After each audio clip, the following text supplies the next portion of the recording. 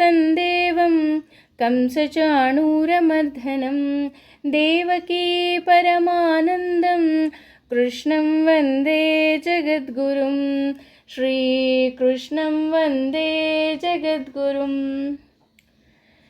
ಅರ್ಥಗಳ ಸಾಲಿನಲ್ಲಿದ್ದೀವಿ. ಅರ್ಥಗಳ ಸಾಲಿನಲ್ಲಿ ಆಲ್ಮೋಸ್ಟ್ 22 ಶ್ಲೋಕದ ಅರ್ಥಗಳನ್ನು ತಿಳ್ಕೊಂಡ್ವಿ. ನಾನು ಆಗಲೇ ಹೇಳಿದ ಹಾಗೆ 2ನೇ ಅಧ್ಯಾಯ ಅಂದ ತಕ್ಷಣ ಈ 22ನೇ ಶ್ಲೋಕ ತುಂಬ ಪ್ರಮುಖವಾಗಿ ಬರುತ್ತೆ. ಅಂದರೆ ಈ ದೇಹ ಅನ್ನೋದೇನಿದೆ ಇದು ಕೇವಲ ಒಂದು ಬಟ್ಟೆ ಇದ್ದ ಹಾಗೆ, ಆತ್ಮ ಅನ್ನೋದು ಬಟ್ಟೆ ಬದಲಾಯಿಸಿದ ಹಾಗೆ ಶರೀರವನ್ನು ಬದಲಾಯಿಸ್ತಾ ಹೋಗುತ್ತೆ ಅಂತ ಕೃಷ್ಣ ಹೇಳ್ತಾ ಇದ್ದಾನೆ.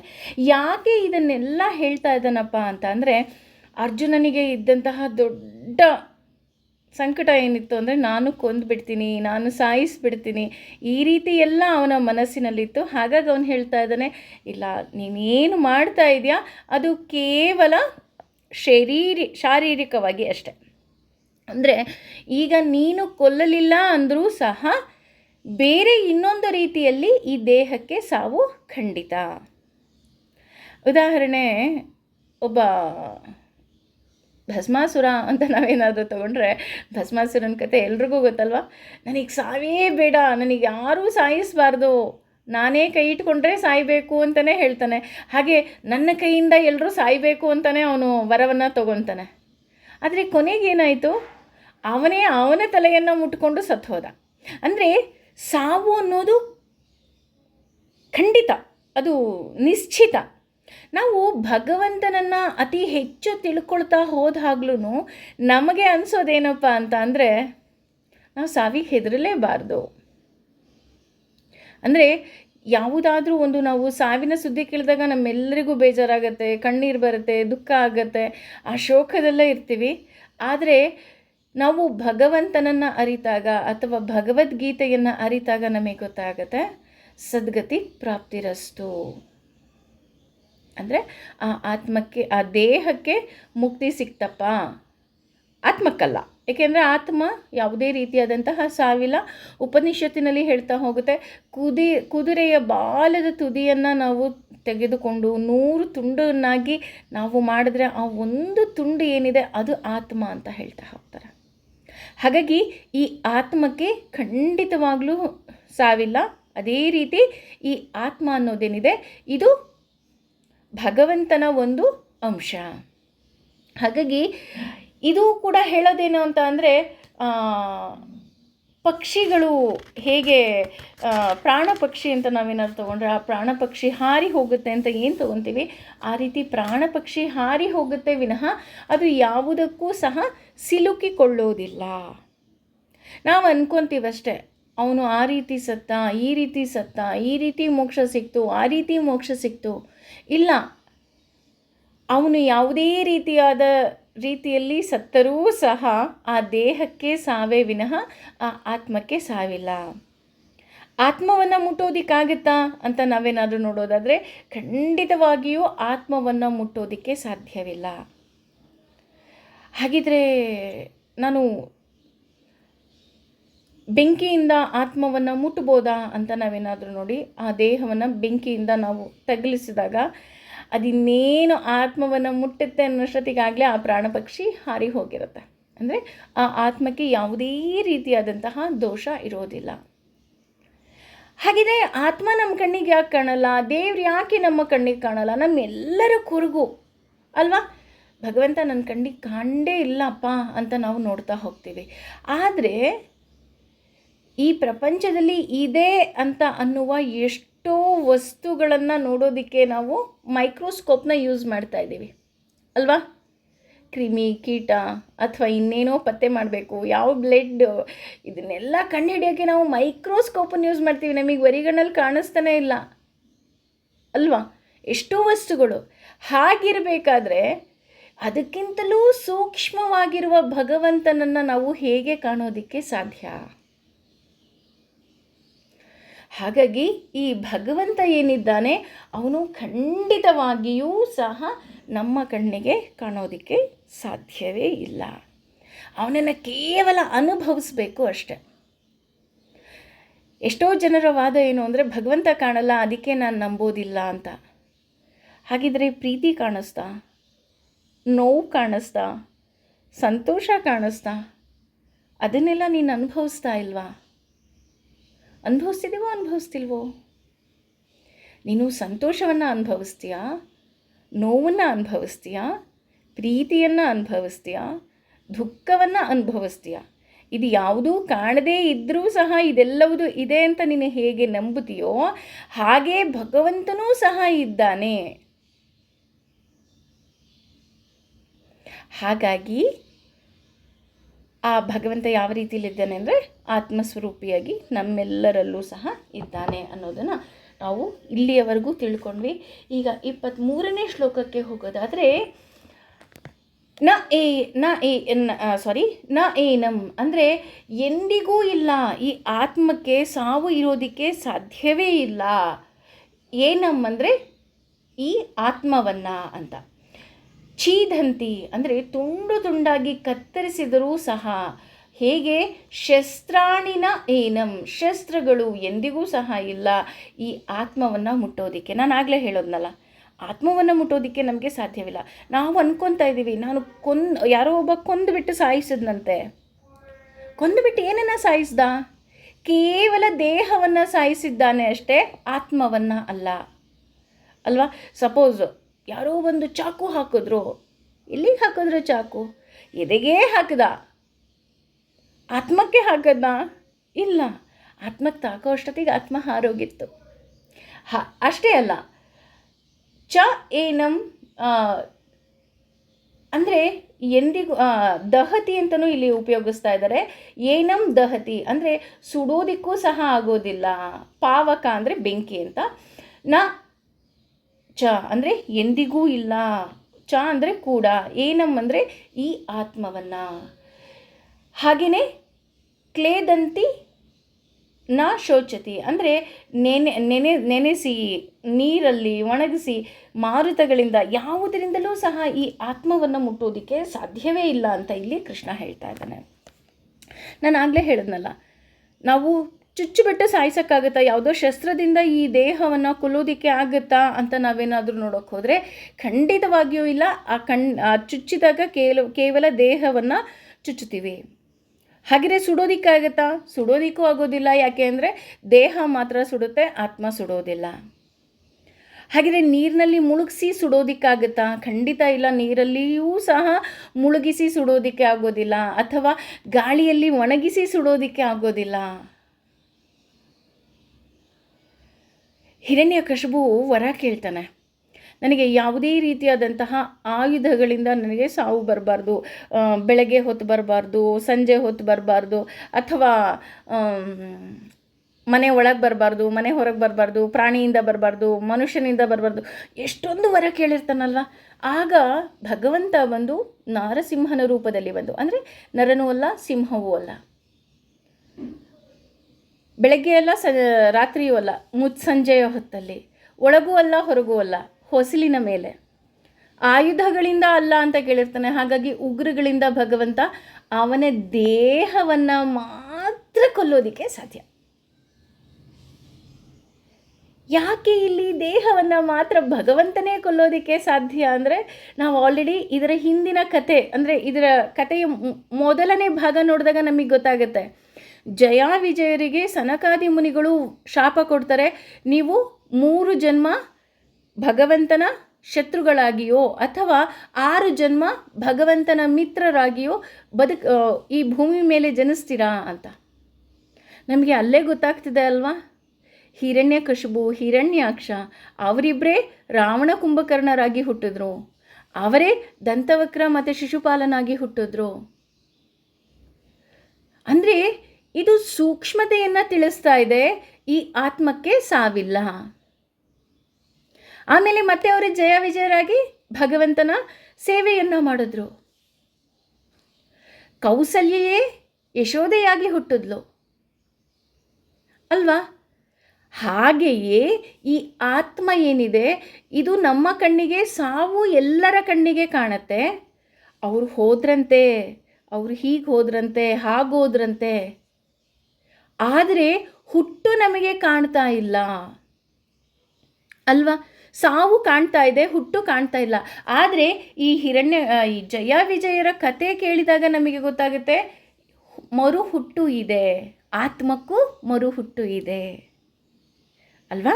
ಅದೇ ರೀತಿ ಯಾವುದೇ ಒಬ್ಬ ವ್ಯಕ್ತಿ ನಾವು ಎಷ್ಟೇ ಪ್ರೀತಿಸಲಿ ಅಥವಾ ಎಷ್ಟೇ ದ್ವೇಷಿಸಲಿ, ಯಾವುದೋ ಒಬ್ಬ ವ್ಯಕ್ತಿ ನಮ್ಮಿಂದ ದೂರ ಆಗಿದ್ದಾರೆ ಅಂದರೆ, ಆ ದೇಹವನ್ನು ಬಿಟ್ಟು ಪ್ರಾಣತ್ಯಾಗ ಮಾಡಿದ್ದಾರೆ ಅಂದರೆ ಆತ ಮತ್ತೆ ಹುಟ್ಟಿ ಬಂದೇ ಬರ್ತಾರೆ.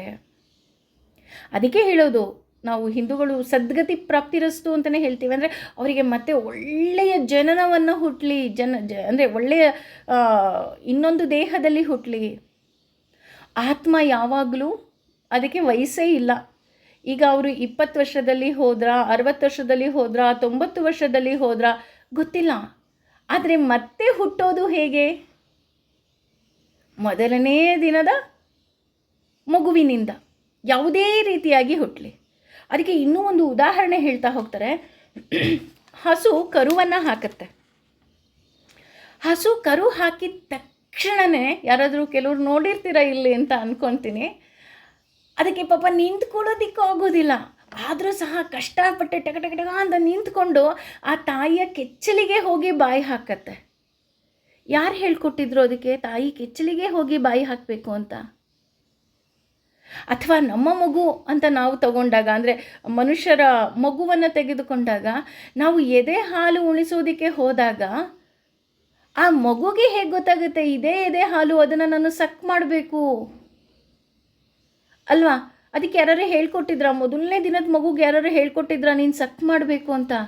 ನಾವು ಹಾಲಿಲ್ಲಿದೆ ಅಂತ ನಾವು ತಗೊಂಡು ಹೋದ್ವೇ ವಿನಃ ಅದನ್ನು ಚೀಪಿ ನಾನು ಹಾಲು ಕುಡಿಬೇಕು ಅಂತ ಅದಕ್ಕೆ ಹೇಗೆ ಗೊತ್ತಾಯಿತು? ಅಂದರೆ ಭಗವಂತ ನಮಗೆ ಭೂಮಿಗೆ ಕಳಿಸಬೇಕಾದ್ರೇ ಎಷ್ಟು ಸುಂದರವಾಗಿ ಕಳಿಸ್ತಾನಪ್ಪ ಅಂತ ಅಂದರೆ, ಕೆಲವು ಬೇಸಿಕ್ ಎಜುಕೇಷನ್ನ ಹುಟ್ಟಿನಿಂದಲೇ ಆತ ಹಾಕಿರ್ತಾನೆ, ಜ್ಞಾನವನ್ನು ಹುಟ್ಟಿನಿಂದಲೇ ಹಾಕಿರ್ತಾನೆ ಆತ ಅಲ್ವಾ? ಯಾವತ್ತಾದರೂ ನಾವು ಯೋಚನೆ ಮಾಡಿದ್ದೀವ? ಆ ಕರುಗೆ ಹೇಗೆ ಗೊತ್ತಾಯಿತು ನಾನು ಅಲ್ಲೇ ಹೋಗಿ ಹಾಲು ಕುಡಿಬೇಕು, ಅಥವಾ ಹೀಗೆ ಕುಡಿದ್ರೆ ನನ್ನ ಹೊಟ್ಟೆ ತುಂಬುತ್ತೆ? ಎಷ್ಟು ಭಗವಂತ ಅವನ ಸೃಷ್ಟಿ, ಅದಕ್ಕೆ ಹೇಳೋದು ಸೃಷ್ಟಿ ಸ್ಥಿತಿ ಸಂಹಾರ, ಈ 3 ಕ್ರಿಯೆಯನ್ನು ಮಾಡಬೇಕಾದ್ರೆ ಆತನಿಗೆ ಇಚ್ಛಾಶಕ್ತಿ, ಜ್ಞಾನಶಕ್ತಿ, ಕ್ರಿಯಾಶಕ್ತಿ ಇರಬೇಕು. ಆಗ ಮಾತ್ರ ಸಾಧ್ಯ. ಅವನಿಗೆ ಇಚ್ಛೆ ಇದ್ದಿದ್ದರಿಂದಲೇ ಆತ ಯಾವ ವಸ್ತುವನ್ನು ಸೃಷ್ಟಿ ಮಾಡಿದ್ದಾನೋ ಆ ವಸ್ತುವಿಗೆ ಮೊದಲೇ ಜ್ಞಾನ ಬಂದ್ಬಿಟ್ಟಿದೆ. ಯಾರಾದರೂ ಪಕ್ಷಿಗೆ ಹೋಗಿ ಹೇಳಿದ್ರಾ, ಹಕ್ಕಿಗೆ ಹೋಗಿ ಹೇಳಿದ್ರಾ, ಇಂಜಿನಿಯರಿಂಗ್ ಟ್ರೈನಿಂಗ್ ಕೊಡಿಸಿದ್ರಾ ಇಷ್ಟೇ ಆಕಾರದಲ್ಲಿ ನೀನು ಗೂಡು ಕಟ್ಟಬೇಕು? ಕೆಲವು ಪಕ್ಷಿಗಳಿದೆ, ಅದನ್ನು ನೀವು ಕೇಳಿರ್ತೀರ, ನೋಡಿರ್ತೀರ. ಅದು ಎಷ್ಟು ಚೆನ್ನಾಗಿ ಗೂಡು ಕಟ್ಟುತ್ತಪ್ಪ ಅಂದರೆ, ಹಾವು ಬಂದರೆ ಅದು ಒಂದು ಬಿಲ ಓಪನ್ ಮಾಡಿರುತ್ತೆ, ಅಂದರೆ ಬಾಯಿ ಓಪನ್ ಮಾಡಿರುತ್ತೆ, ಅಲ್ಲಿ ಹೋಗಿ ನೋಡುತ್ತೆ, ಅಲ್ಲಿ ಇರೋದಿಲ್ಲ. ಅದಕ್ಕೆ ಇನ್ನೊಂದು ಕಡೆಯಿಂದ ಅದಕ್ಕೆ ಎಂಟ್ರಿ ಮಾಡ್ಕೊಂಡಿರುತ್ತೆ. ಅಂದರೆ ಹಾವು ಬಂದರೆ ಇಲ್ಲೇನೂ ಇಲ್ಲ ಅಂತ ಗೊತ್ತಾಗಬೇಕು. ಆ ಮರಿಯನ್ನು ಅದು ಅಷ್ಟು ಸುರಕ್ಷಿತವಾಗಿ ಇಡುವಂತಹ ಗೂಡನ್ನು ಆ ಪಕ್ಷಿ ಮಾಡುತ್ತೆ. ಯಾರು ಹೇಳ್ಕೊಟ್ರಿದ್ದು ಅದಕ್ಕೆ? ಹಾವು ಬರುತ್ತೆ, ನೀನು ಹಾಗಾಗಿ 2 ಎಂಟ್ರಿಯನ್ನು ಮಾಡಬೇಕು, ಒಂದು ಎಂಟ್ರಿ ಕಾಣೋ ಹಾಗಿಡಬೇಕು, ಇನ್ನೊಂದು ಎಂಟ್ರಿ ಕಾಣದೆ, ಅಂದರೆ ಹಾವಿಗೆ ಗೊತ್ತಾಗದಿರೋ ಹಾಗೆ ನೀನು ಹೋಗಿ ಆ ಮರಿಗಳಿಗೆ ಫೀಡ್ ಮಾಡಬೇಕು ಅಲ್ವಾ? ಹಾಗೆ ಈ ನಮ್ಮ ಆತ್ಮ ಏನಿದೆ ಅದಕ್ಕೆ ಭಗವಂತನ ಒಂದು ಅಂಶ ಆಗಿರೋದ್ರಿಂದ ಕೆಲವು ಜ್ಞಾನಗಳೇನಾಗಿದೆ ಅದಕ್ಕೆ ಜನ್ಮತಃ ಬಂದಿರುತ್ತೆ. ನಾವು ಅಂದ್ಕೊತಿದ್ದೀವಿ ಅಷ್ಟೇ, ನಾವು ವೇಸ್ಟು, ನಾವು ಕೆಲಸಕ್ಕೆ ಬಾರದೇ ಇರೋರು, ಅಥವಾ ನನ್ನಿಂದ ಭೂಮಿಗೆ ಭಾರ ಆಗ್ತಾ ಇದೆಯಾ? ಇಲ್ಲ, ಯಾವುದೇ ವಸ್ತುವಿನಿಂದ ಭೂಮಿಗೆ ಭಾರ ಆಗೋದಕ್ಕೆ ಸಾಧ್ಯವೇ ಇಲ್ಲ.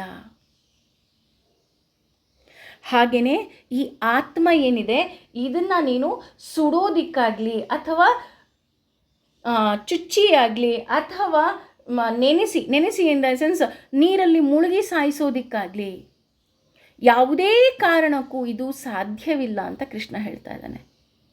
ಅಂದರೆ ಅದೆಲ್ಲ ಅಂದರೆ ಇನ್ನೊಂದು ರೀತಿಯಾಗಿ ಆ ದೇಹಕ್ಕೆ ಅಂತ್ಯ ಇದ್ದೇ ಇದೆ. ಅದಕ್ಕೆ ಉದಾಹರಣೆ ಭಸ್ಮಾಸುರ ಇರಬಹುದು, ಅಥವಾ ಹಿರಣ್ಯಕಶಿಪು ಇರಬಹುದು. ಅಷ್ಟೇ ಅಲ್ಲ, ಈಗಿನ ಕಾಲಕ್ಕೆ ತಗೊಳ್ಳೋದಾದರೆ ಮೈಕಲ್ ಜಾಕ್ಸನ್ ಇದ್ದಾನಲ್ಲ, ಆತ ನಮ್ಮೆಲ್ರಿಗೂ ಗೊತ್ತು, ತನ್ನ ಲಿಂಗವನ್ನು ಬದಲಾಯಿಸ್ಕೊಳ್ಳೋದ್ರ ಜೊತೆಗೆ ಅವನ ಆಸ್ತಿಯನ್ನು ಹೇಗೆ ಮಾಡಿದ್ನಪ್ಪ ಅಂದರೆ, ಅವನು ಮನೆಯಲ್ಲಿ ಕೂತರೂ ಸಹ ಇನ್ನೆಷ್ಟೋ ವರ್ಷಗಳು ಅವನು ಬದುಕಬೇಕು, ಅದಕ್ಕೆ ತಕ್ಕ ಹಾಗೆ ಪ್ರತಿನಿತ್ಯ ಡಾಕ್ಟರ್ ಚೆಕಪ್ಗಳು ಅಥವಾ ಎಷ್ಟು ಅರೇಂಜ್ ಮಾಡ್ಕೊಂಡಿದ್ದ ಅಂದರೆ, ನನಗೆ ಏನೇ ಆದ್ರೂ ಎಲ್ಲ ಸಿಕ್ಬಿಡಬೇಕು, ನಾನು ಅಷ್ಟು ವರ್ಷ ಬದುಕಲೇಬೇಕು ಅಂತ ಅವನು ಪ್ಲ್ಯಾನ್ ಮಾಡಿದ್ದ. ಅದು ಆಯಿತಾ? ಆಗಲೇ ಇಲ್ಲ. ಡಾಕ್ಟ್ರ್ ಇದ್ದರು, ದುಡ್ಡಿತ್ತು, ಎಲ್ಲ ಫೆಸಿಲಿಟಿ, ಈವನ್ ಅವನು ಕೆಲವು ಅಂಗಾಂಗ ದಾನಗಳಿಗೂ ಸಹ ಅದು ಆಲ್ರೆಡಿ ಬುಕ್ ಮಾಡಿ ಇಟ್ಟಿದ್ದಂತೆ. ಹಾಗೇನಾದ್ರು ನಂದೇನಾದರೂ ಯಾವುದಾದ್ರೂ ಅಂಗಾಂಗ ವಿಫಲ ಆದರೆ ಅದೂ ನನಗೆ ಸಿಕ್ಕಬೇಕು. ನಾವು ಅಂದ್ಕೊತೀವಿ ಅಷ್ಟೇ, ಅಯ್ಯೋ ಬೇಗ ಕರ್ಕೊಂಡು ಹೋಗಿದ್ದರೆ ಹಾಸ್ಪಿಟ್ಲಿಗೆ ಆ ಜೀವ ಉಳಿತಿತ್ತೇನೋ. ಎಷ್ಟೋ ಜನ ಹಾಸ್ಪಿಟ್ಲಲ್ಲೇ ಜೀವ ಕಳ್ಕೊಂಡಿದ್ದಾರೆ ಅನ್ನೋದನ್ನು ನಾವು ಮರೆತು ಬಿಡ್ತೀವಿ. ಅಥವಾ ಆ ಟೈಮಲ್ಲಿ ಯಾರೋ ಇದ್ದಿದ್ದರೆ ಜೀವ ಉಳಿತಿತ್ತೇನೋ. ಇಲ್ಲ, ಯಾವುದೇ ರೀತಿಯಾದಂತಹ ಸಾವಾದರೂ ಸಹ ನಾವು ಅಂದ್ಕೋಬೇಕು, ಆ ದೇಹಕ್ಕೆ ಆ ಆತ್ಮ ಅಷ್ಟೇ ದಿನ. ಆಗ ಮಾತ್ರ ನಾವು ಭಗವಂತನನ್ನು ಇನ್ನಷ್ಟು ನಮಗೆ ಶರಣಾಗತಿ ಆಗೋದಕ್ಕೆ ಸಾಧ್ಯ ಆಗುತ್ತೆ. ಹಾಗಾಗಿ ಈ 23ನೇ ಶ್ಲೋಕದಲ್ಲಿ ಆತ ಹೇಳ್ತಾ ಇದ್ದಾನೆ, ಆತ್ಮವನ್ನು ಶಸ್ತ್ರಗಳಿಂದ ಕತ್ತರಿಸೋದಕ್ಕೆ ಆಗೋದಿಲ್ಲ, ಅಗ್ನಿಯಿಂದ ಸುಡೋದಕ್ಕೆ ಆಗೋದಿಲ್ಲ, ನೀರಿನಿಂದ ನೆನೆಸೋದಕ್ಕೆ ಆಗೋದಿಲ್ಲ, ಅಥವಾ ಗಾಳಿಯಿಂದ ನಾವು ಒಣಗಿಸೋದಕ್ಕೂ ಸಹ ಆಗೋದಿಲ್ಲ. ಹಾಗಾಗಿ ನೀನು ಆ ಆತ್ಮದ ಬಗ್ಗೆ ನೀನು ಯೋಚನೆ ಮಾಡಬೇಡ, ಶರೀರದ ಬಗ್ಗೆ ಯೋಚನೆ ಮಾಡಬೇಡ. ನೀನು ಯುದ್ಧವನ್ನು ಮಾಡಬಹುದು, ಅಂದರೆ ನಿನ್ನ ಕರ್ಮವನ್ನು ನೀನು ಮಾಡಬಹುದು. ಇಲ್ಲಿ ಯಾಕೆ ಯುದ್ಧ ಅಂತ ಹೇಳ್ತಾ ಇದ್ದಾನೆ ಅಂತ ಅಂದರೆ, ಅಲ್ಲಿ ಕುರುಕ್ಷೇತ್ರ ಯುದ್ಧವೇ ನಡೀತಾ ಇರೋದ್ರಿಂದ ಅವನು ಕ್ಷತ್ರಿಯನಾಗಿ ಅವನ ಕರ್ಮ ಏನು ಅಂತ ಅಂದರೆ, ಕರ್ಮ ಇಸ್ ನಥಿಂಗ್ ಬಟ್ ಕೆಲಸ. ಅವನ ಕೆಲಸ ಏನು? ಯುದ್ಧ ಭೂಮಿಯಲ್ಲಿ ಯುದ್ಧ ಮಾಡೋದು. ಹಾಗಾಗಿ ನಿನ್ನ ಕರ್ಮವನ್ನು ನೀನು ಮಾಡಬಹುದು. ನಾವು ಅಂದ್ಕೊತೀವಷ್ಟೇ, ಅಯ್ಯೋ ಅವ್ರಿಗೆ ಬೈದ್ವಿ, ಇವ್ರಿಗೆ ಬೈದ್ವಿ, ಹಾಗಾಯಿತು ಹೀಗಾಯಿತು.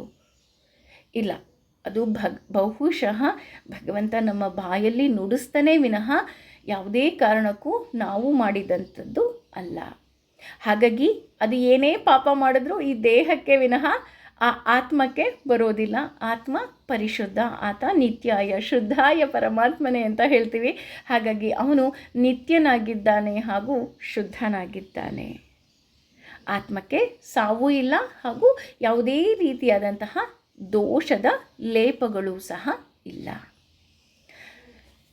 ಇನ್ನು 24ನೇ ಶ್ಲೋಕಕ್ಕೆ ಬಂದಾಗ ಆತ ಹೇಳ್ತಾ ಹೋಗ್ತಾನೆ, ಒಡೆಯಲಾರದು ಈ ಆತ್ಮವನ್ನು, ಹಾಗೆಯೇ ಸುಡಲಾರದು, ಹಾಗೆಯೇ ಕರಗಿಸೋದಕ್ಕೂ ಸಹ ಆಗೋದಿಲ್ಲ, ಒಣಗಿಸೋದಕ್ಕೆ ಆಗೋದಿಲ್ಲ. ಹಾಗೂ ಆತ ಎಂದಿಗೂ ಸಹ ಸರ್ವವ್ಯಾಪಿಯಾಗಿರ್ತಾನೆ ಹಾಗೂ ಎಂದೂ ಸಹ ಬದಲಾವಣೆ ಆಗದೇ ಇರೋನು ಹಾಗೂ ಸ್ಥಿರವಾದದ್ದು. ಹಾಗೂ ಈ ಆತ್ಮವು ಸನಾತನಃ, ಅಂದರೆ ಶಾಶ್ವತವಾಗಿ ಇರುವಂಥದ್ದು ಯಾವುದಾದ್ರೂ ವಸ್ತು ಇದೆ ಅಂತ ಅಂದರೆ ಅದು ಆತ್ಮ. ಜೀವಾತ್ಮ ಎಂದಿಗೂ ಸಹ ಅದು ಮುರಿಯೋದಕ್ಕಾಗಲಿ, ಕರಗಿಸೋದಕ್ಕಾಗಲಿ, ಅಥವಾ ಸುಡೋದಕ್ಕಾಗಲಿ, ಒಣಗಿಸೋದಕ್ಕಾಗಲಿ, ಅಥವಾ ಎಂದಿಗೂ ಸಹ ಅದು ಅಂತ್ಯ ಆಗುತ್ತೆ ಅನ್ನೋದಕ್ಕೆ ಯಾವುದೇ ರೀತಿಯಾದಂತಹ ಪುರಾವೆಗಳಿಲ್ಲ. ಆತ ನಿತ್ಯನು, ಎಲ್ಲೆಡೆ ಇರುವವನು, ಬದಲಾಗದೇ ಇರುವವನು, ಅಚಲನಾಗಿರುವವನು ಹಾಗೂ ಸನಾತನಾಗಿರುವವನು ಆಗಿದ್ದಾನೆ. ಆತ್ಮಕ್ಕೆ ಸಾವೇ ಇಲ್ಲ. ಹಾಗಿದ್ರೆ ಅರ್ಜುನನ ಗೊಂದಲ ಏನು? ಈ ದೇಹಕ್ಕೂ ಯಾಕಪ್ಪ ಸಾವು ಬರಬೇಕು? ಹಾಗಿದ್ರೆ ದೇಹಕ್ಕೂ ಸಾವು ಬೇಡವೇ ಬೇಡ. ನಮಗೂ ಅನಿಸುತ್ತೆ ಅಲ್ವಾ, ಯಾರು ನಮ್ಮ ತುಂಬ ಹತ್ತಿರದವರು ಹೋದಾಗ ಆತ್ಮಕ್ಕೂ ಸಾವಿಲ್ಲದೆ ಇದ್ದ ಹಾಗೆ ದೇಹಕ್ಕೂ ಸಹ ಸಾವಿಲ್ಲ ಅಂದರೆ ತುಂಬ ಚೆನ್ನಾಗಿರುತ್ತಲ್ವ ಅಂತ ನಮಗೂ ಅನಿಸುತ್ತೆ. ಹಾಗಾದರೆ ಏನಾಗುತ್ತಪ್ಪ ಅಂತ ನಾವೇನಾದರೂ ನೋಡೋದಾದರೆ, ಒಬ್ಬ ಕುಲುಮೆಯಲ್ಲಿ ಕೆಲಸ ಮಾಡುವಂತಹ ಕೆಲಸಗಾರ ಇರ್ತಾನೆ. ಅವನು ಕಬ್ಬಿಣದ ಕೆಲಸವನ್ನು ಮಾಡ್ತಾ ಇರ್ತಾನೆ. ಅವನಿಗೆ ಯಾರೋ ಒಬ್ಬ ಸಾಧು ಅವನ ಅಂಗಡಿಯ ಮುಂದೆ ಸ್ವಲ್ಪ ಸುಸ್ತಾಗತ್ತೆ. ಆಗ ಆ ಸಾಧು ಕೇಳ್ತಾನೆ, ನೀನು ನಮಗೇನಾದರೂ ಊಟೋಪಚಾರವನ್ನು ಮಾಡೋದಕ್ಕೆ ಆಗುತ್ತಾ ಅಂತ. ಅಯ್ಯೋ ಖಂಡಿತ, ನಿಮ್ಮಂತಹವರು ಕೇಳೋದು ಹೆಚ್ಚ, ನಾನು ಮಾಡೋದು ಹೆಚ್ಚ, ಖಂಡಿತವಾಗ್ಲೂ ನಾನು ಈ ಕೆಲಸವನ್ನು ಮಾಡ್ತೀನಿ ಅಂತ ಅಂದ್ಬಿಟ್ಟು ಆತ ಏನು ಮಾಡ್ತಾನೆ, ಆ ಸಾಧುವಿಗೆ ಒಳ್ಳೆಯ ಭೋಜನವನ್ನು ತಯಾರು ಮಾಡಿ ಅವನಿಗೆ ಬರ್ತಿದ್ದ ಹಾಗೆ ಕೂರಿಸಿ ಪಾನೀಯವನ್ನು ಕೊಟ್ಟು, ಅಂದರೆ ಜ್ಯೂಸ್ ಕೊಟ್ಟು, ನೀವು ಸ್ವಲ್ಪ ಸುಧಾರಿಸ್ಕೊಳ್ತಾ ಇರಿ ಅಂತ ಹೇಳಿ ಒಳ್ಳೊಳ್ಳೆಯ ಆಹಾರವನ್ನು ತಯಾರಿಸಿ ಬೇಗ ಊಟವನ್ನು ಬೆಳೆಸ್ತಾನೆ. ಆ ಸಾಧುವಿಗೆ ಹಾಗೂ ಆ ಶಿಷ್ಯರಿಗೆ ತುಂಬ ಖುಷಿಯಾಗುತ್ತೆ. ಖುಷಿಯಾದ ತಕ್ಷಣ ಆ ಸಾಧುವಿಗೆ ತುಂಬ ಶಕ್ತಿ ಸಹ ಇರುತ್ತೆ. ಅವ್ರು ಕೇಳ್ತಾರೆ, ನೀನೇನಾದರೂ ವರವನ್ನು ಕೇಳು. ಆಗ ಆತ ಕೇಳ್ತಾನೆ, ಮೊದಲನೇ ವರ ಏನು ಕೇಳ್ತಾನಪ್ಪ ಅಂದರೆ, ನನಗೆ ಎಂದಿಗೂ ಸಹ ಕೆಲಸ ಇಲ್ಲ, ಅಯ್ಯೋ ಇವತ್ತು ನನಗೆ ಕೆಲಸನೇ ಇಲ್ಲಪ್ಪ ಅಂತ ನಾನು ಕೂತ್ಕೋಬಾರ್ದು, ನಾನು ಪ್ರತಿನಿತ್ಯ ಕೆಲಸ ಮಾಡಬೇಕು, ಏಕೆಂದರೆ ನಾನು ಕೆಲಸ ಮಾಡಿದ್ರೆ ತುಂಬ ಖುಷಿಯಾಗಿರ್ತೀನಿ ಅಂತ ಹೇಳ್ತಾನೆ. ಸಾಧು ತಥಾಸ್ತು ಅಂತ ಹೇಳ್ತಾನೆ. ಎರಡನೇ ಕೆಲಸ ಏನಪ್ಪ ಅಂತ ಅಂದರೆ, ನನಗೆ ಯಾವತ್ತೂ ಸಹ ದೇಹದ ಆಲಸ್ಯ ಇರಬಾರ್ದು, ಅಂದರೆ ಹುಷಾರಿಲ್ಲ ಅಂತನೋ ಅಥವಾ ಸೋಂಬೇರಿತನನೋ ನನ್ನ ದೇಹಕ್ಕೆ ಬರಬಾರ್ದು, ಏಕೆಂದರೆ ನಾನು ಪ್ರತಿನಿತ್ಯ ಕೆಲಸವನ್ನು ಮಾಡಬೇಕು. ಅದಕ್ಕೂ ಸಹ ತಥಾಸ್ತು ಅಂತಾರೆ. ಮೂರನೇ ವರ ಏನು ಬೇಕು ಅಂತ ಕೇಳಿದಾಗ ತುಂಬ ಯೋಚನೆ ಮಾಡಿ ಒಂದು ವರವನ್ನು ಕೇಳ್ತಾನೆ. ಅಲ್ಲಿ ಒಂದು ಚೇರ್ ಇರುತ್ತೆ. ಈ ಚೇರ್ ಮೇಲೆ ಯಾರಾದರೂ ಕೂತ್ಕೊಂಡ್ರೆ ನಾನು ಅವರನ್ನು ಎದ್ದೇಳಿ ಅಂತ ಹೇಳೋವರೆಗೂ ಅವ್ರಿಗೆ ಎದ್ದೇಳೋದಕ್ಕೆ ಆಗಬಾರ್ದು, ಆ ಜಾಗದಿಂದ ಎದ್ದೇಳಬಾರ್ದು, ಅವರು ಅಲ್ಲೇ ಅವರು ಅಂಟ್ಕೊಂಡ್ಬಿಡಬೇಕು. ತಥಾಸ್ತು. ಹೀಗೆ ಅವನ ಆರೋಗ್ಯ ಚೆನ್ನಾಗಿರುತ್ತೆ, ಅವನ ದೇಹ ಆರೋಗ್ಯ ಹಾಗೂ ಉಲ್ಲಾಸ ಸತತವಾಗಿ ಇರೋದರಿಂದ ಆತ ವರ ಕೂಡ ಕೇಳಿರ್ತಾನೆ, ನನಗೆ ಪ್ರತಿನಿತ್ಯ ಕೆಲಸ ಬೇಕು ಅಂತ. ಈ ರೀತಿ ಕೆಲಸ ಮಾಡ್ಕೊಂಡು ಹೋಗ್ತಾ ಇರ್ತಾನೆ. ಆತ ನಿಜವಾಗ್ಲಿಯೂ ಸಹ ಧರ್ಮ ಮಾರ್ಗದಲ್ಲೇ ಇರ್ತಾನೆ, ಏನೂ ತಪ್ಪಿಲ್ಲ ಅದರಲ್ಲಿ. ಆದರೆ ಕಾಲ ಅನ್ನೋದು ಎಲ್ಲರಿಗೂ ಒಂದೇ. ಯಮ ಬಂದು ಅವನನ್ನು ಕರೆದುಕೊಂಡು ಹೋಗೋದಕ್ಕೆ ಬರ್ತಾನೆ.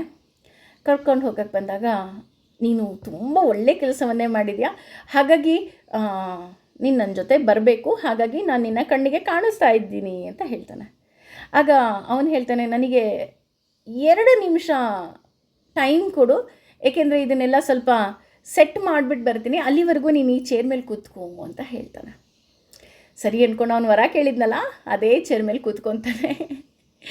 2 ನಿಮಿಷದಲ್ಲಿ ಅವನು ಇಬ್ಬರು ಗಂಡು ಮಕ್ಕಳಿರ್ತಾರೆ, ಎಲ್ಲ ಆಸ್ತಿ ಅಥವಾ ಅವನ ವಸ್ತುಗಳೇನಿತ್ತು ಎಲ್ಲ 2 ಡಿವೈಡ್ ಮಾಡಿ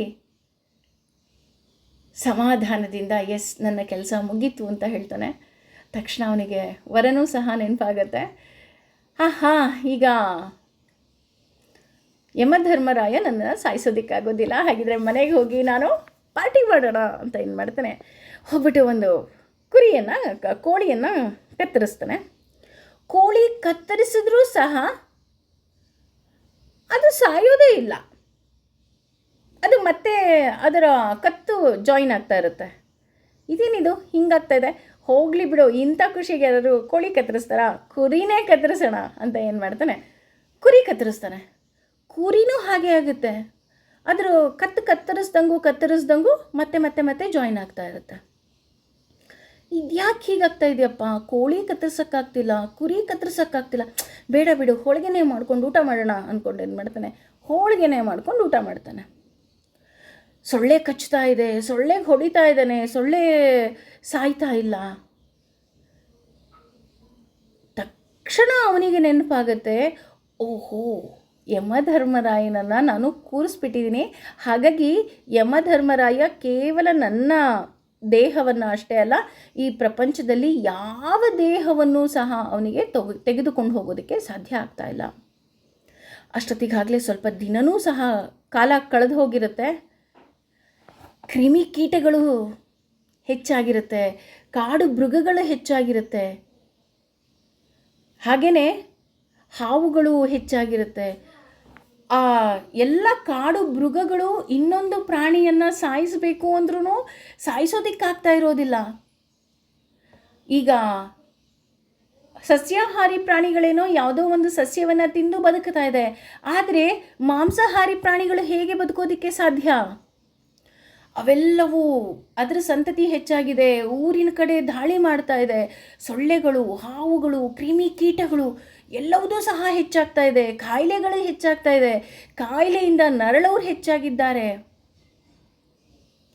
ಕಾಯಿಲೆಯಿಂದ ನರಳ್ತಾ ಇದ್ದಾರೆ, ಆಕ್ಸಿಡೆಂಟ್ ಆಗಿದೆ, ಕೈ ಕಾಲು ಕತ್ತರಿಸ್ತಾ ಇದೆ, ಆದರೆ ಯಾರೂ ಸಾಯ್ತಾ ಇಲ್ಲ. ತಕ್ಷಣ ಅವನಿಗನ್ಸುತ್ತೆ, ನಾನು ಎಷ್ಟು ಸ್ವಾರ್ಥಿಯಾಗಿ ಯೋಚನೆ ಮಾಡಿಬಿಟ್ಟೆ ಅಲ್ವಾ, ಇಷ್ಟು ದಿನ ನಾನು ಮಾಡಿದ ಧರ್ಮ ಕಾರ್ಯ ಎಲ್ಲ ವೇಸ್ಟ್ ಆಗೋಯ್ತು. ತಕ್ಷಣ ಅವನು ಆ ಯಮನ ಬಳಿ ಹೋಗಿ ಕ್ಷಮೆಯನ್ನು ಕೇಳ್ತಾನೆ.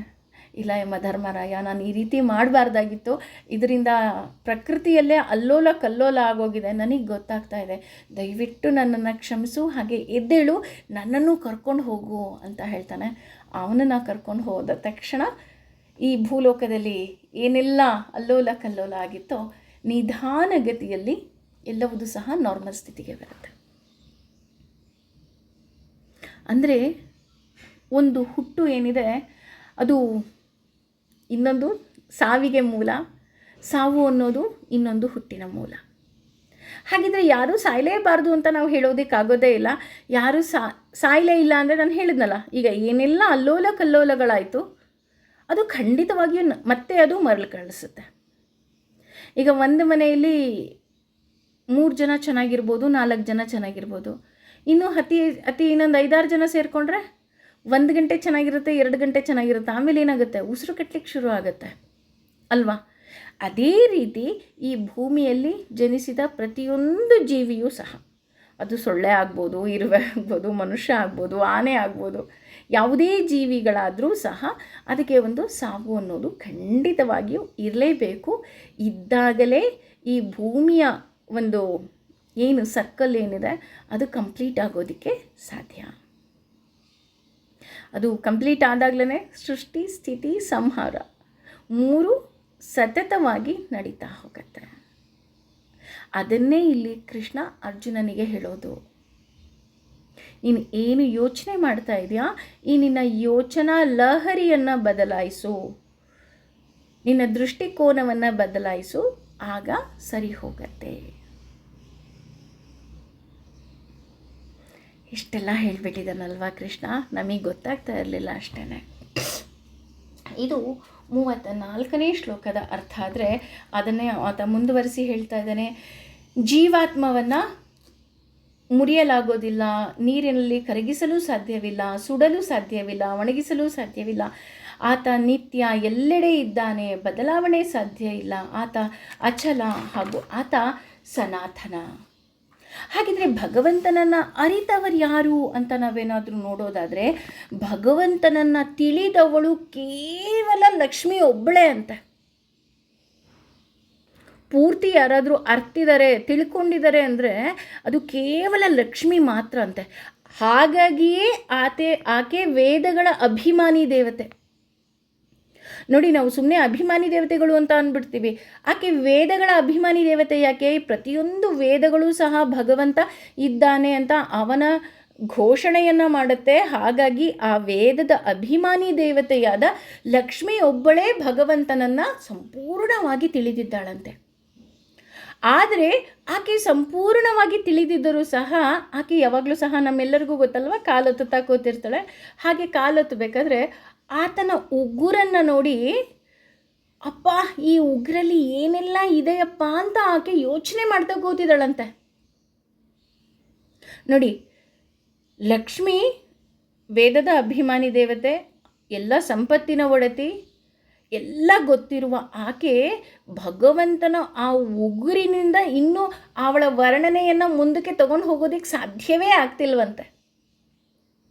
ಆದರೆ ನೀವು ಲಕ್ಷ್ಮೀ ಶೋಭಾನವನ್ನು ತಗೊಂಡಾಗ ಆಕೆ ಮದುವೆ ಆಗಬೇಕಾದ್ರೆ ಹೇಳ್ತಾ ಹೋಗ್ತಾಳೆ, ಅಂದರೆ ಹೇಗಿದ್ದಾನೆ ಭಗವಾನ್ ವಿಷ್ಣು ಅಂತ. ಹಾಗೆಯೇ ಇಲ್ಲಿ ಆಕೆಗೇನೆ ಆ ಉಗುರನ್ನ ಬಿಟ್ಟು ಇನ್ನೊಂಚೂರು ಮುಂದೆನೇ ಹೋಗೋಕ್ಕಾಗ್ತಿಲ್ಲ ಅಂದಾಗ ನಾವು ಇನ್ನೆಷ್ಟು ಭಗವಂತನನ್ನು ತಿಳ್ಕೊಳ್ಳೋದಕ್ಕೆ ಸಾಧ್ಯ? ಭಗವಂತನನ್ನು ನಾವು ಆ ಉಗುರಲ್ಲಿ ಏನೋ ಒಂದು ತುದಿ, ಏನೋ ಒಂದು ಕೂತಿರುತ್ತಲ್ಲ, ಪಿನ್ ಪಾಯಿಂಟ್, ಅಷ್ಟನ್ನು ನಾವು ಭಗವಂತನನ್ನು ತಿಳಿದಿಲ್ಲ. ಅದಕ್ಕೇ ಭಗವಂತ ಹೇಗಿದ್ದಾನೆ ಅಂದರೆ ಅವನು ಕಡಲು ಅಂತ ಹೇಳೋದಕ್ಕೆ ಇದೂ ಸಹ ಒಂದು ಕಾರಣ ಇರಬಹುದು. ಹಾಗಾಗಿ ಆತ ಕಡಲಾಗಿದ್ದಾನೆ. ನಮ್ಮ ಪೂರ್ಣತೆ ಎಷ್ಟು? ಶಂಕರಾಚಾರ್ಯರು ಹೇಳ್ತಾರಲ್ಲ, ಆ ಕೋಲನ್ನು ತಾಕಿಸ್ಬಿಟ್ಟು ಆ ಕೋಲಿಗೆ ಅಂಟಿದ ನೀರು, ಅಷ್ಟೇ ನಮ್ಮ ಜ್ಞಾನ. ಅದು ನಮಗೆ ತಿಳಿದಾಗ ನಾವು ಇನ್ನಷ್ಟು ಏನಾಗ್ತಾ ಹೋಗ್ತೀವಿ? ಆತನಿಗೆ ಶರಣಾಗ್ತಾ ಹೋಗ್ತೀವಿ. ಹಾಗಾಗಿ ದೇವರ ಬಗ್ಗೆ ನಾವೇನಾದ್ರು ತಿಳ್ಕೋಬೇಕು ಅಂದಾಗ ಮೊದಲು ನಮಗೆ ದೇವರ ಬಗ್ಗೆ ಪರಿಚಯ ಬೇಕು ಅಲ್ವಾ. ಯಾವುದೋ ಒಂದು ನಾವು ಕ್ಲಾಸಿಗೆ ಹೋಗ್ತೀವಿ, ಯಾವುದೋ ಒಂದು ನಾವು ಮಕ್ಕಳನ್ನ ಸ್ಕೂಲಿಗೆ ಸೇರಿಸ್ತೀವಿ ಅಂದಾಗ ಆ ಸ್ಕೂಲಿನ ಬಗ್ಗೆ ನಮಗೆ ಪರಿಚಯ ಇರಬೇಕು, ಆಗ ಮಾತ್ರ ನಾವು ಸೇರಿಸೋದಕ್ಕೆ ಮಕ್ಕಳನ್ನ ಸಾಧ್ಯ. ಹಾಗೆಯೇ ನಾವು ದೇವರ ಬಗ್ಗೆ ತಿಳ್ಕೋಬೇಕು ಅಂದಾಗಲೂ ಸಹ ಮೊದಲು ನಮಗೆ ದೇವರ ಬಗ್ಗೆ ಪರಿಚಯ ಇರಬೇಕು. ದೇವರು ಹೇಗಿದ್ದಾನೆ, ಅವನನ್ನು ಹೇಗೆ ಆರಾಧಿಸಬೇಕು, ಅವನನ್ನು ಹೇಗೆ ಪ್ರೀತಿಸಬೇಕು, ಅವನನ್ನು ಹೇಗೆ ನಾವು ಶರಣಾಗಬೇಕು, ಈ ರೀತಿ ನಾವು ಅರಿತಾಗ ಮಾತ್ರ ದೇವರ ಬಗ್ಗೆ ನಾವು ತಿಳ್ಕೊಳ್ಳೋದಕ್ಕೆ ಸಾಧ್ಯ. ಅದೇ ರೀತಿ ಯಾಕೆ ನಾವು ದೇವರನ್ನು ಮೊದಲು ಪರಿಚಯ ಮಾಡ್ಕೋಬೇಕಪ್ಪ ಅಂತ ನಾವೇನಾದ್ರು ನೋಡೋದಾದರೆ, ಒಂದು ಜಾತ್ರೆಗೆ ಹೋಗಿರ್ತೀರ ಅಂತ ಅಂದ್ಕೊಳ್ಳಿ. ನಿಮ್ಮ ಯಜಮಾನರು ಒಂದು ಡೈಮಂಡ್ ನೆಕ್ಲೆಸ್ ಕೊಡಿಸ್ಬಿಟ್ಟಿರ್ತಾರೆ. ಡೈಮಂಡ್ ನೆಕ್ಲೆಸ್ ಎಲ್ರಿಗೂ ತೋರಿಸ್ಬೇಕು ಅಂತ ನೀವು ಡೈಮಂಡ್ ನೆಕ್ಲೆಸ್ನ ಹಾಕ್ಕೊಂಡು ಹೋಗಿರ್ತೀರ. ನಿಮ್ಮ ಯಜಮಾನ್ರಿಗೆ ಗೊತ್ತು ಅದೆಷ್ಟು ಕಾಸ್ಟ್ಲಿ ಅಂತ, ಯಾಕೆಂದರೆ ಅವರು ಅದನ್ನು ಕಷ್ಟಪಟ್ಟು ಸಂಪಾದನೆ ಮಾಡಿ ಕೊಟ್ಟಿರ್ತಾರೆ. ನಿಮಗೂ ಗೊತ್ತಿರುತ್ತೆ, ಯಾಕೆಂದರೆ ನಾವು ಸಹ ಶೋ ಆಫ್ ಮಾಡಬೇಕು ಅಂತ ಹಾಕ್ಕೊಂಡು ಹೋಗಿರ್ತೀವಿ. ಅದು ಎಲ್ಲೋ ಬಿದ್ದು ಹೋಯಿತು. ಬಿದ್ದು ಹೋದಾಗ ಅಲ್ಲಿ ಯಾವುದೋ ಒಂದು ಪುಟ್ಟ ಮಗು ಆಟಾಡ್ತಾ ಇರುತ್ತೆ ಅಂತ ಅಂದ್ಕೊಳ್ಳಿ. ಅದಕ್ಕೆ ಏನು ಗೊತ್ತಿರುತ್ತೆ, ಅದ್ರ ಬೆಲೆ ಏನು ಗೊತ್ತಿರುತ್ತೆ? ಅದು ತುಳ್ಕೊಂಡು ಓಡಾಡುತ್ತೆ, ಅದ್ರ ಮೇಲೆ ಮಣ್ಣು ಹಾಕುತ್ತೆ ಅಲ್ವಾ. ಚಿಕ್ಕ ಮಕ್ಳಿಗೆ ಯಾವುದಾದ್ರು ವಸ್ತುವಿನ ಬೆಲೆ ಗೊತ್ತಿರುತ್ತಾ? ಏನು ಮಾಡ್ತಿದ್ಯಾ ಅಂತ ಕೇಳಿದಾಗ ಆ ಮಗು ಏನು ಮಾಡುತ್ತೆ, ನಾನು ಆಟಾಡ್ತಾ ಇದ್ದೀನಿ. ಅದಕ್ಕೆ ಏನು ಗೊತ್ತು, ಇದು ಡೈಮಂಡ್ ನೆಕ್ಲೆಸ್ಸು, ಇದು ಇಷ್ಟೊಂದು ಕಾಸ್ಟ್ಲಿದಪ್ಪ, ನಾನು ಆಟ ಆಡಬಾರ್ದು ಮಾಡಬಾರ್ದು ಅಂತ ಅದಕ್ಕೇನು ಗೊತ್ತಿರುತ್ತೆ? ಜಾತ್ರೆ ಹೊಳಿತಾ ಇದ್ದೋ ವಸ್ತು ಚೆನ್ನಾಗಿ ಕಾಣ್ತಾ ಇದೆ, ಅದಕ್ಕೆ ಮಣ್ಣು ಹಾಕ್ತಾ ಇದೆ, ನೀರು ಹಾಕ್ತಾ ಇದೆ, ಕೊಚ್ಚೆನಲ್ಲಿ ಆಟ ಆಡ್ತಾ ಇದೆ. ಯಾಕೆ ಆಟ ಆಡ್ತಾ ಇದೆ? ಅದಕ್ಕೆ ಅದರ ಬೆಲೆ ಗೊತ್ತಿಲ್ಲ ಅದಕ್ಕೆ. ಹಾಗೆಯೇ ನಾವು ಸಹ ಭಗವಂತನಲ್ಲಿ ನಾವು ಸಂಪೂರ್ಣ ಶರಣಾಗ್ತೀವಿ ಯಾವಾಗ ಅಂದರೆ ನಮಗೆ ಆ ಡೈಮಂಡ್ ಅಂತ ನಮಗೆ ಗೊತ್ತಾದಾಗ ಮಾತ್ರ. ಹೌದು, ಭಗವಂತ ನಮಗೆ ಕಣ್ಣಿಗೆ ಕಾಣೋದಿಲ್ಲ, ಆತ ಸರ್ವವನ್ನು ಕಂಟ್ರೋಲ್ ಮಾಡ್ತಾ ಇದ್ದಾನೆ, ಆತ ನಮಗೆ ಒಳಿತನ್ನೇ ಮಾಡ್ತಾ ಇದ್ದಾನೆ. ಅವನ ಒಂದು ಅಂಶ ನಮ್ಮ ಆತ್ಮ. ಈ ಆತ್ಮ ಇರೋದಕ್ಕೆ ನಾವು ಬದುಕಿದ್ದೀವಿ. ಈ ದೇಹ ಏನಿದೆ ಇದು ಒಂದು ಬಟ್ಟೆಯ ಹಾಗೆ. ಆ ಆತ್ಮ ಪ್ರತಿಯೊಂದು ಬಟ್ಟೆಯನ್ನು ಬದಲಾಯಿಸಿದ ಹಾಗೆ ಈ ಹುಟ್ಟಿರುವ ದೇಹವನ್ನು ಇದು ಬದಲಾಯಿಸುತ್ತೆ. ಹಾಗೆ ಬದಲಾಯಿಸುವ ಪ್ರಕ್ರಿಯೆಯೇ ಸಾವು. ಇದಿಷ್ಟು ತಿಳಿದಾಗ ಮಾತ್ರ ನಮಗೆ ಸಾಧ್ಯ ಆಗುತ್ತೆ. ಹಾಗಾಗಿಯೇ ಉಪನಿಷತ್ತಿನಲ್ಲಿ ಹೇಳ್ತಾ ಹೋಗೋದು, ಲಕ್ಷ್ಮಿ ಒಬ್ಬಳೇ ಭಗವಂತನನ್ನು ತಿಳಿದವಳು ಅಂತ. ಹಾಗೆಯೇ ಅವಳನ್ನು ಬಿಟ್ಟರೆ ಚತುರ್ಮುಖ ಬ್ರಹ್ಮನಿಗೆ ಗೊತ್ತಾಗುತ್ತಂತೆ ಅವನು ಹೇಗಿದ್ದಾನೆ ಅಂತ. ಯಾಕೆ ಅಂದರೆ ಭಗವಂತನ ಮಗ ಚತುರ್ಮುಖ ಬ್ರಹ್ಮ. ಹಾಗಿದ್ರೆ ಉಳಿದ ದೇವತೆಗಳಿಗೆಲ್ಲ ಭಗವಂತ ಹೇಗೆ ಕಾಣ್ತಾನಪ್ಪ ಅಂತ ನಾವೇನಾದರೂ ನೋಡೋದಾದರೆ, ಅವನೊಬ್ಬ ಸೂರ್ಯಮಂಡಲದ ಹಾಗೆ ಕಾಣ್ತಾನಂತೆ, ಕೇವಲ ಪ್ರಕಾಶವಾಗಿ ಕಾಣ್ತಾನಂತೆ. ಅವನು ಹೇಗಿದ್ದಾನೆ ಎಲ್ಲಿದ್ದಾನೆ ಅಂತ ಅವರಿಗೆ ತಿಳಿಯೋದೇ ಇಲ್ವಂತೆ. ಇನ್ನು ನಾವು ತುಂಬ ಸಾಧನೆ ಮಾಡಿದಂತಹ ಸಾಧಕರಿಗೆ, ನಾನು ಅಂದರೆ ನಾನು ಅಂತ ಹೇಳ್ತಾ ಇಲ್ಲ, ತುಂಬ ಸಾಧನೆ ಮಾಡಿದ ಸಾಧಕರಿಗೆ ಅ ಅಂದಾಗ ಅದರಲ್ಲಿ ಅ ಅನ್ಬೇಕಾದ್ರೆ ಎಷ್ಟು ಟೈಮ್ ಇತ್ತು, ಅದರ ಅರ್ಧ ಸಮಯ ಅಥವಾ ಕಾಲು ಸಮಯ ಭಗವಂತ ಅವರಿಗೆ ಮಿಂಚಿನ ರೂಪದಲ್ಲಿ ಕಾಣಿಸ್ತಾನಂತೆ ಅಷ್ಟೆ. ನಮ್ಮ ರಾಘವೇಂದ್ರ ಸ್ವಾಮಿಗಳಿಗಿರಬಹುದು ಅಥವಾ ಪುರಂದರದಾಸರಿಗಿರಬಹುದು, ಇವರಿಗೆಲ್ಲ ಭಗವಂತ ಕಾಣಿಸ್ದ. ಹೇಗೆ ನಾವು ಅ ಅನ್ಬೇಕಾದ್ರೆ ಎಷ್ಟು ನಾವು ಕಾಲಾವಕಾಶ ತಗೊಂಡ್ವೋ ಅದರ ಕಾಲು ಭಾಗದಲ್ಲಿ ಅವರಿಗೆ ಮಿಂಚಿನ ರೀತಿಯಲ್ಲಿ ಕಂಡು ಹೋದನಂತೆ ಅಷ್ಟೆ. ಅಷ್ಟಕ್ಕೆ ಅವರ ಜನ್ಮ ಪಾವನ ಆಗೋಯ್ತು, ಅಷ್ಟು ತಿಳಿದವರಿಗೆ. ಇನ್ನು ನಾವು ತಿಳ್ಕೋಬೇಕು ಅಂದಾಗ ಹೇಗೆ ತಿಳ್ಕೋಬೇಕು, ಅವನನ್ನು ನಾವು ಇನ್ನೆಷ್ಟೋ ತಿಳ್ಕೋಬೇಕು ಅಂತ ಹೇಳಿ ನಾವು ಇನ್ನಷ್ಟು ಮತ್ತಷ್ಟು ನಾವು ಯೋಚನೆ ಮಾಡಬೇಕು. ಹಾಗಾಗಿ ಭಗವಂತನನ್ನು ಇಲ್ಲಿ ನಿತ್ಯ ಅಂತ ಕರೀತಿದ್ದಾರೆ. ಯಾಕೆ ಅಂದರೆ ಆತನಿಗೆ ಯಾವುದೇ ರೀತಿಯಾದಂತಹ ಸಾವಿನ ಲೇಪವಿಲ್ಲ. ಪಂಚಭೂತಗಳಿಂದಾದ ದೇಹಕ್ಕೆ ಪಂಚಭೂತಗಳಲ್ಲಿ ಲೀನವಾಗುತ್ತೆ ವಿನಃ ಪಂಚಭೂತಗಳಿಂದ ಆಗದ ದೇಹ ಎಂದಿಗೂ ಸಹ ಪಂಚಭೂತಗಳಲ್ಲಿ ಲೀನ ಆಗೋದಕ್ಕೆ ಸಾಧ್ಯವೇ ಇಲ್ಲ. ಹಾಗಾಗಿ ಈ ನಮ್ಮ ದೇಹಕ್ಕೆ ಮಾತ್ರ ಸಾವಿದೆ. ಇದು 26ನೇ ಶ್ಲೋಕದಲ್ಲಿ ಇದರ ಅರ್ಥ ಹೇಳ್ತಾ ಹೋದರೆ 27ನೇ ಶ್ಲೋಕದಲ್ಲಿ ಹೋಗ್ತಾ ಇದ್ದಾರೆ. ಜಾಯತೆ ಹಿ ಧ್ರುವೋ ಅಂದರೆ ಹುಟ್ಟಿರುವವನಿಗೆ ಖಂಡಿತವಾಗಿಯೂ ಧ್ರುವ ಅಂತಂದರೆ ನಿಶ್ಚಿತ ಅಂತ. ಮೃತ್ಯುಹು ಅಂದರೆ ಸಾವು ಕಟ್ಟಿಟ್ಟ ಬುದ್ಧಿ. ಹಾಗೆಯೇ ಧ್ರುವಂ ಜನ್ಮ ಮೃತ್ಯಸ್ಯ ಅಂದರೆ ನಿಶ್ಚಯವಾಗಿ ಹುಟ್ಟಿದವನು ಸಾಯಲೇಬೇಕು. ಅದಕ್ಕೆ ಹೇಳಿದ್ದು ಸಾವು ಹುಟ್ಟಿನ ಮೂಲವಾದರೆ ಹುಟ್ಟು ಸಾವಿನ ಮೂಲ. ಹಾಗೆಯೇ ತಸ್ಮಾನ್ ಅಂತ ಅಂದರೆ ಆದ್ದರಿಂದ ತಪ್ಪಿಸಿಕೊಳ್ಳಲು ನಮಗೆ ಸಾಧ್ಯವೇ ಇಲ್ಲ. ಈ ಸಾವಿನಿಂದ ನಾವು ತಪ್ಪಿಸ್ಕೊಳ್ಳೋದಕ್ಕೆ ಸಾಧ್ಯನಾ? ಸಾಧ್ಯವೇ ಇಲ್ಲ. ಹೇಗೆ ತಪ್ಪಿಸ್ಕೊಳ್ತೀಯ? ಅಷ್ಟೇ ಅಲ್ಲ, ಅರ್ಥಾನಾಂ ಅಂದರೆ ವಿಚಾರದಲ್ಲಿ ಕೂಡದ್ದು, ತ್ವಂ ಅಂದರೆ ನೀನು, ಶೋಕಿಸುವುದರಲ್ಲಿ ಅರ್ಹನಾಗಿದ್ದೀಯೇ ಅಂದರೆ ನೀನು ಇವರೆಲ್ಲ ಸಾಯಿಸ್ತೀನಿ ಅಂತ ನೀನು ಶೋಚನೀಯವಾಗಿದ್ದೀಯಾ ಅರ್ಜುನ. ಆದರೆ ನೀನು ಇವ್ರು ಯಾರನ್ನೂ ಸಾಯಿಸ್ತಾ ಇಲ್ಲ ಕಣಪ್ಪ. ನಿನ್ನ ಶೋಚನೆ ಏನಿತ್ತು? ನೀನು ಇವ್ರನ್ನೆಲ್ಲ ಹತ್ಯೆ ಮಾಡಿಬಿಡ್ತೀಯಾ ಅಂತ. ಇವರನ್ನ ಯಾರನ್ನೂ ನೀನು ಹತ್ಯೆ ಮಾಡ್ತಿಲ್ಲ. ಯಾಕೆಂದರೆ ಇವರ ಆತ್ಮ ಏನಿದೆ ಅದು ನನ್ನ ಒಂದು ಅಂಶವೇ ಆಗಿದೆ. ಹಾಗಾಗಿ ಈ ಆತ್ಮಕ್ಕೆ ಯಾವುದೇ ರೀತಿಯಾದಂತಹ ಸಾವಿಲ್ಲ. ಹಾಗಾಗಿ ನಮಗೇನಾಗ್ತಿದೆ? ಹುಟ್ಟು ಕಣ್ಣಿಗೆ ಕಾಣ್ತಾ ಇದೆ, ಸಾವು ಕಣ್ಣಿಗೆ ಕಾಣ್ತಾ ಇಲ್ಲ. ಅಂದರೆ ಮರು ಹುಟ್ಟು ನಮಗೆ ಕಾಣಿಸ್ತಾ ಇಲ್ಲ. ಹೌದಾ, ಮರು ಹುಟ್ಟು ಇಲ್ವೇ ಇಲ್ವಾ ಅಂತ ನಾವೇನಾದರೂ ನೋಡೋದಾದರೆ, ನಾನು ಆಗಲೇ ಹೇಳಿದ್ನಲ್ಲ, ಇವಾಗೆಲ್ಲ ಕೆಲವೊಮ್ಮೆ ಪುನರ್ಜನ್ಮದಲ್ಲಿ ಹಾಗಾಯಿತು, ಪುನರ್ಜನ್ಮದಲ್ಲಿ ಹೀಗಾಯಿತು ಅಂತ ನಾವು ಹೇಳೋ ಕಥೆಯಲ್ಲಿ ಕಲಿಯುಗದಲ್ಲಿ ಹೌದು ಪುನರ್ಜನ್ಮ ಇದೆ ಅಂತ ನಾವು ನಂಬ್ತೀವಿ.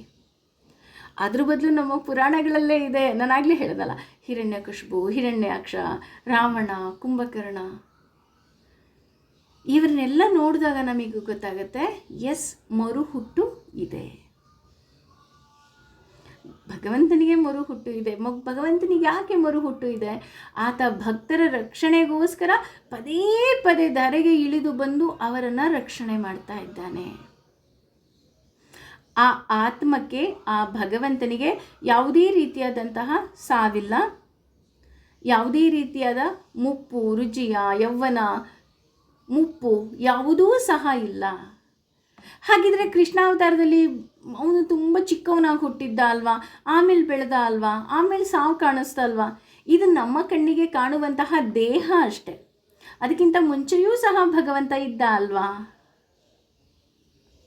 ಕೃಷ್ಣಾವತಾರಕ್ಕಿಂತ ಮುಂಚೆನೂ ಭಗವಂತ ಇದ್ದ ರಾಮಾವತಾರದಲ್ಲಿ, ಅದಕ್ಕಿಂತ ಮುಂಚೆ ಪರಶುರಾಮನ ಅವತಾರದಲ್ಲಿದ್ದ, ಅದಕ್ಕಿಂತ ಮುಂಚೆ ವಾಮನ ಅವತಾರ, ಅದಕ್ಕಿಂತ ಮುಂಚೆ ನರಸಿಂಹ, ಅದಕ್ಕಿಂತ ಮುಂಚೆ ಹೀಗೆ ಸ್ಟೆಪ್ ಬೈ ಸ್ಟೆಪ್ ನಾವು ಹಿಂದೆ ಹೋಗ್ತಾ ಇದ್ದಂಗೆ ಗೊತ್ತಾಗುತ್ತೆ ಎಸ್, ಭಗವಂತ ಇದ್ದಾನೆ. ಅವನು ವಿಷ್ಣು, ಏನೂ ಇಲ್ಲ ಅಂದಾಗಲೂ ಸಹ ಇದ್ದವ ಅವನು. ಕೃಷ್ಣಾವತಾರದಲ್ಲಿ ನಾವು ನೋಡಿದಾಗಲೂ ಗೊತ್ತಾಗುತ್ತೆ ಅವನ ದೇಹ ಚಿಕ್ಕದಿದ್ದರೂ ಸಹ ಅವನು ಅಸಾಮಾನ್ಯವಾದ ಕ್ರಿಯೆಗಳನ್ನು ಮಾಡ್ದ.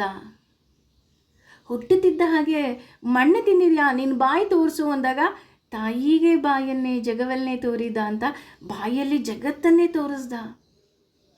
ನಮ್ಮ ಕೈಲಿ ಸಾಧ್ಯವಾ? ಇಲ್ಲ.